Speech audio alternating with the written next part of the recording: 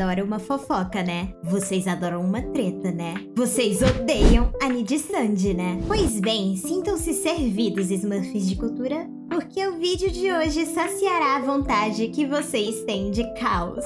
Como vocês sabem, a Nid e Sandy se mostrou uma agência horrorosa esse ano. Começando com o bullying e abuso de poder que a VTuber Selene Tatsuki sofreu lá dentro. Fiz um vídeo sobre o caso em detalhes, caso queiram saber. E não piora nada o fato de que, ao invés de pedirem desculpas decentes e compensar a Selene, a Nid e Sandy colocou seus VTubers mais famosos como ponta de lança e tentou se justificar. Claro que isso foi uma mancha enorme na reputação da agência e desde então, ela só tem decaído e mostrado o quão ruim ela é através de uma sequência de falhas horrendas e as VTubers que trabalharam lá revelando tudo de ruim que acontecia nos bastidores. Mas antes de 2024 acabar, mais uma bomba dropou sobre a empresa. O VTuber de notícias False ID recebeu uma denúncia anônima de uma integrante do Nid e Sandy de que teria um assediador em série trabalhando como VTuber lá dentro e que a própria Nid estava passando pano pra ele. Aparentemente, existem muitas vítimas tanto fora quanto dentro da Nid e Sandy. Bem, o VTuber assediador em questão é o Aster Arcadia. Ele debutou na geração mista Ailuna da Nid e Sandy junto com outros 5 VTubers durante o fim de julho. Enquanto o desastre da Selene vs a Nid e Sandy acontecia em fevereiro, Raziel Warmonic, que era moderadora do VTuber Luca Kaneshiro e teve uma treta com ele e a empresa também, tweetou o seguinte: sem colocar gasolina no fogo, mas já que eu fui próxima a um membro da Nid e Sandy por um longo período de tempo, eu absolutamente não estou surpresa que tudo está começando a ruir. Alguém desabafou pra mim sobre um VTuber masculino da geração Ailuna. Desculpa, não me lembro qual deles. Foi uma conversa em voz de 1 ano atrás, que estava assediando e fazendo guilt tripping, que é quando a pessoa faz a outra se sentir culpada, meninas novas na empresa ao ponto de outros membros darem tratamento de gelo e excluírem elas de chats de voz. E os managers não fizeram absolutamente nada sobre isso e os próprios membros tiveram que se autorregular. E nas replies ela adicionou: acabei de receber a confirmação de outro indivíduo de que era o Aster. Não vou revelar quem me disse isso, sem perseguição. Um dia depois, no board de VTubers do 4chan, mensagens privadas entre Aster e sua colega de geração Scarly Onagumi foram vazadas. O tom da conversa estava meio estranho, com o Aster dando lições dela de como se comportar nas calls de Discord e a Scarly parecendo sem saber como responder, apenas pedindo desculpas várias e várias vezes durante a conversa. E em uma das respostas aos pedidos de desculpas, ele parecia bem rude falando "é só isso?". Pareceu bem estúpido na minha concepção, porque a menina parecia estar digitando tudo aquilo ao ponto das lágrimas e ele fazendo desdém. Muita gente começou a ver ele com maus olhos a partir desse vazamento, mas teve uma parcela de pessoas que pareciam não ligar porque acreditavam que os prints eram falsos. Mas o fato de ela estar pedindo desculpas pra ele ainda insistindo e não deixando pra lá, fazendo ela se sentir mal, meio que batia com as acusações de que ele curte um guilt tripping. E no mesmo dia do vazamento dessas mensagens, Aster e Scarly tweetaram coraçõezinhos representando um ao outro. Parecia muito controle de danos. E pra reforçar ainda mais essa ideia, eles fizeram um collab juntos. E foi surpresa, sem nenhum anúncio. Isso não ajuda muito o caso não. Estaria Nid e Sandy forçando isso pra mascarar o fato de que ambos não estavam se dando muito bem? Mas, como não tinha muita prova pra concluir nada, a galera seguiu em frente e esqueceu esse caso. Isso até a Raziel postar em abril desse ano um Google Doc de 58 páginas detalhando suas experiências negativas com o VTuber Luca Kaneshiro. E, curiosamente, na página 55 do documento, ela inclui um segmento sobre o Aster. Nessa parte, ela diz que o Luca confidenciou a ela de que várias meninas iam até ele pra reclamar do assédio que estavam sofrendo do Aster, já que os managers não faziam nada sobre isso. Ela disse pra ele juntar o máximo de evidências sobre o que estava acontecendo e mandar para o manager, mas aparentemente nada havia sido feito. Parece que teve uma certa negligência dos managers aí. Ou talvez um encobrimento?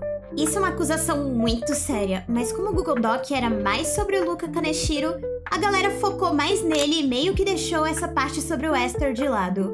Só que, né, em 6 de dezembro, acabou-se o que era doce pro Aster e o homem roxo das notícias, False ID, dropa essa bomba chamada exclusivo.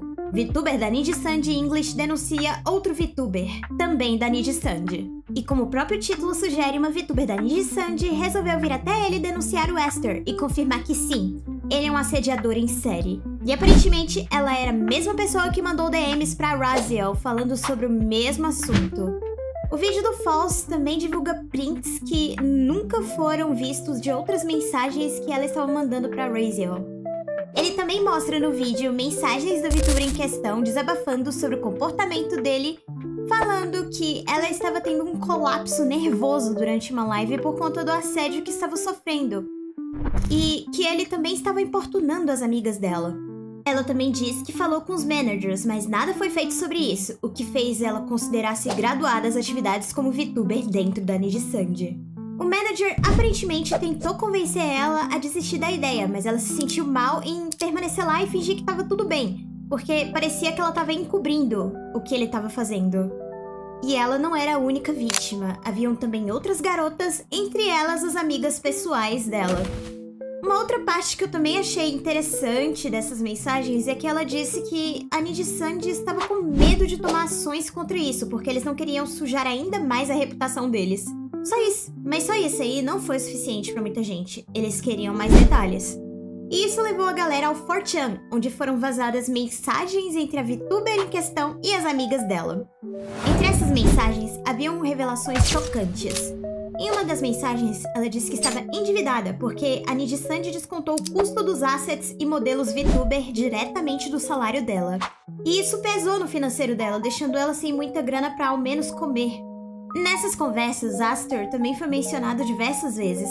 A amiga da VTuber ofereceu expor todo o assédio para ajudá-la, mas ela estava relutante. Ela tinha medo de ser demitida porque, apesar de tudo, ela ainda queria estar lá para os fãs dela com aquela persona. Então a amiga dessa VTuber, vendo essa injustiça, resolveu contatar o False ID e vazar as conversas.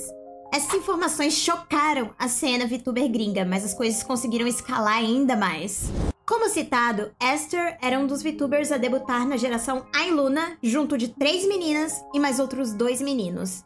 Um desses meninos era um VTuber chamado Kyo Kaneko. Ele mesmo já teve suas tretas, mas se graduou e hoje faz live como Queen Bennett. Pouco antes de se graduar, ele criou um podcast com Aster e Uren Zoto. Só que esse projeto não durou muito, tendo apenas 2 episódios. Mas muita gente não pensou muito sobre os motivos, acharam que eles só estavam ocupados com seus projetos.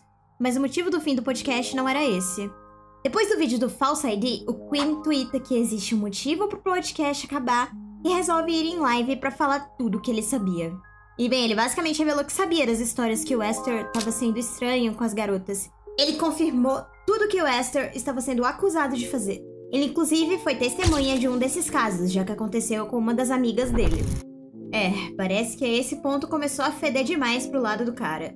O que eu não esperava durante a produção desse vídeo é que a Nijisanji iria lançar um tweet anunciando que estava investigando sobre o caso. Parece que o escândalo ficou grande demais para eles ignorarem como aconteceu nos últimos meses. Olha, eu particularmente fiquei surpresa com a demora da Nijisanji em agir em relação a isso, sabe?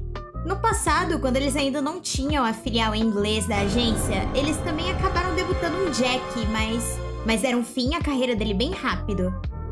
Então eu não engulo esse negócio de estragar a reputação que eles tinham no início. No caso, se eles tivessem feito algo sobre o Aster mais cedo, eu acho que isso melhoraria a reputação da agência. Ninguém gosta de predadores. Mas e aí, o que vocês pensam sobre esse caso? Eu sinceramente estou muito curiosa para ver as opiniões de vocês, porque a Nijisanji esse ano tá que tá. E é isso, se gostaram do vídeo deixem seu like, se inscrevam e marquem as notificações. Assim vocês vão receber todas as minhas atualizações na hora. Caso estejam se sentindo extra generosos, considerem se juntar aos meus membros para me ajudarem a produzir mais conteúdo com mais frequência. Considerem também a se juntarem ao meu servidor do Discord, que vai ter uns eventos super legais. O link estará presente no card da minha descrição, juntamente com todas as minhas redes sociais. Muito obrigada sempre pelo apoio e audiência e bye bye!